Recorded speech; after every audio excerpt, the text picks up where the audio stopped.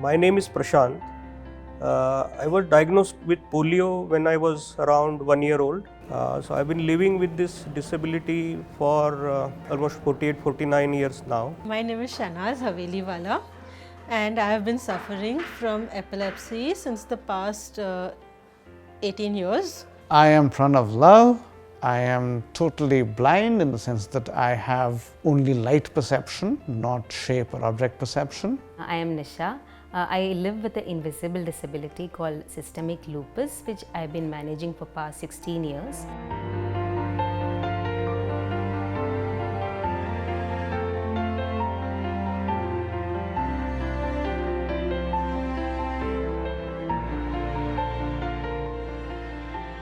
In a small town, I used to be called names by people. So that left me little bit inferiority complex, or I was not very confident. It took some time for me to get out of that, and after the college, I think I regained the whole confidence, and I haven't looked back since. Sometimes I am just in awe that people don't realize how lucky they are that they don't have to be looking at the clock constantly. Because for me, there's always a gut feeling ki, have I taken my medicine on time? Have I got the next dose ready? Have just tiny things like, is there going to be too much music around? Because music used to be a trigger at one point. As I have sort of grown and experienced more, you realize that almost every decision you take somewhere or the other does map to your disability, right?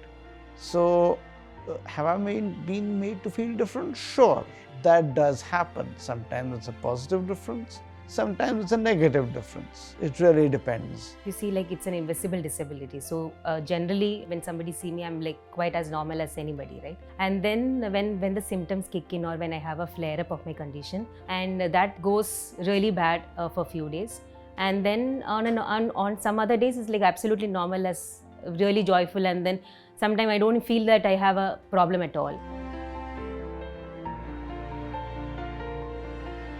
Yeah, I'll start with my mother.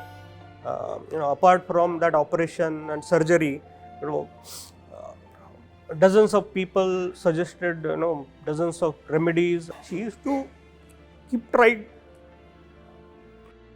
Family support is the most, it's more important than medication also. It goes without saying, if there's someone in your life who just smiles in the morning and makes you feel happy that you are alive, you're just happy. Then obviously my better half, she took a punt of marrying me, and she has been a pillar, big pillar of support in my life. My husband has been a greatest pillar in my life, be it managing my lupus, or because I know him for the past 18 years now. I'm been married for 13 years. So managing lupus was actually easy with him. I currently have my mother and my wife. I have an extremely supportive wife, Sachita. She compliments me in a lot of ways. I had very supportive bosses, supervisors. While hiring, they ensured the equal opportunity. They looked at only the right skills which were required for the position and not anything else.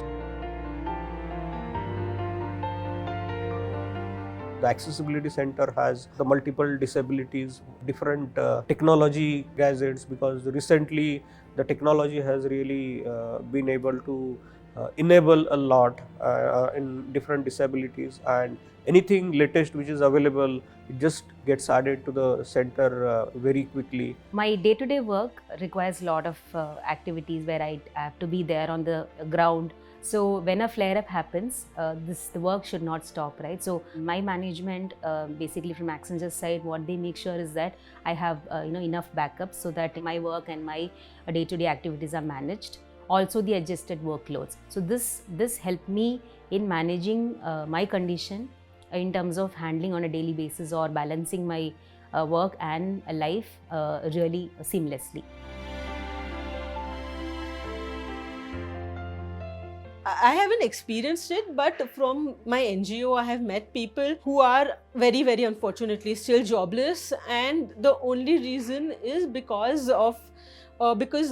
they've got a Caesar in office, and they couldn't disclose it because they wouldn't get the job otherwise. I started with the self-declaration during the interview, and the supervisor or the hiring manager was really accommodative, and then he said this does not matter at all and we are an equal opportunity employer. For someone who has a condition like me, is an invisible disability like lupus, right?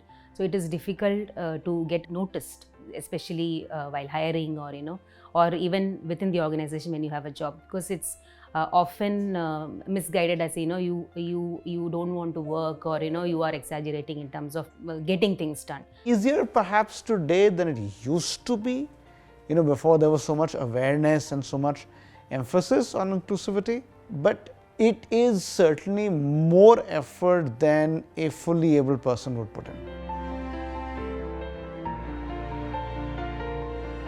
I could recommend that they shouldn't remind the employees all the time they are not being assigned XYZ because of the problem they have. You're sitting with them in the same meeting, doing the same work. That's point number one. And along with the exposure, it's open conversations that help.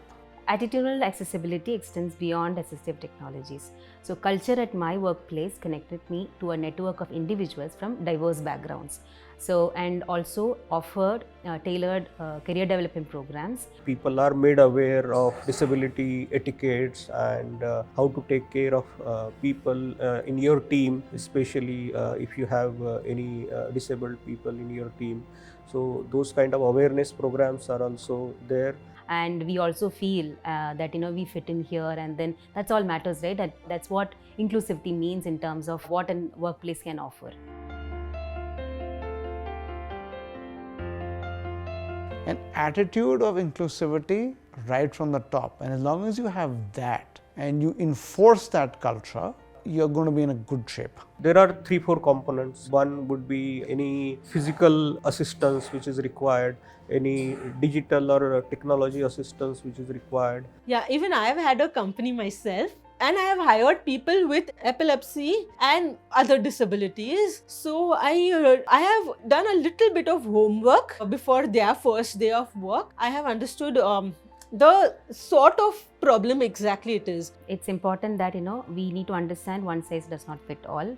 Equally important, inclusive culture means people should come forward and share their needs without a fear of judgment.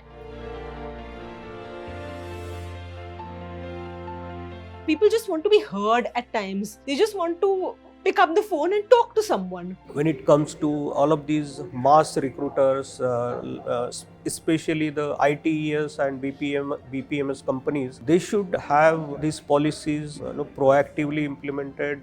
I would suggest the accessibility center is a great example. I think if celebrities would come out with their problems, like for my NGO, Fatima Sana Sheikh, she also has epilepsy and she's so open about it. They have the strength to influence society. It has to become a national dialogue, and it has to become a national movement. The first measure is education.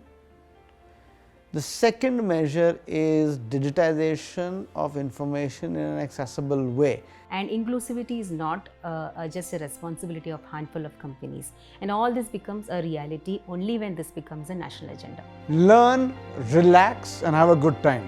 If you are not failing, that means you are doing nothing. So you are going to fail one day in life, and it's perfectly fine. When I was in the 2nd or 3rd grade, it was the 26th Jan or 15th August, and they wanted that flag to be attached at the top. My mother was very scared, but the other teacher said, let him try. And I did that, and they said, this is today, he has done only this small, tomorrow he will go to Mount Everest.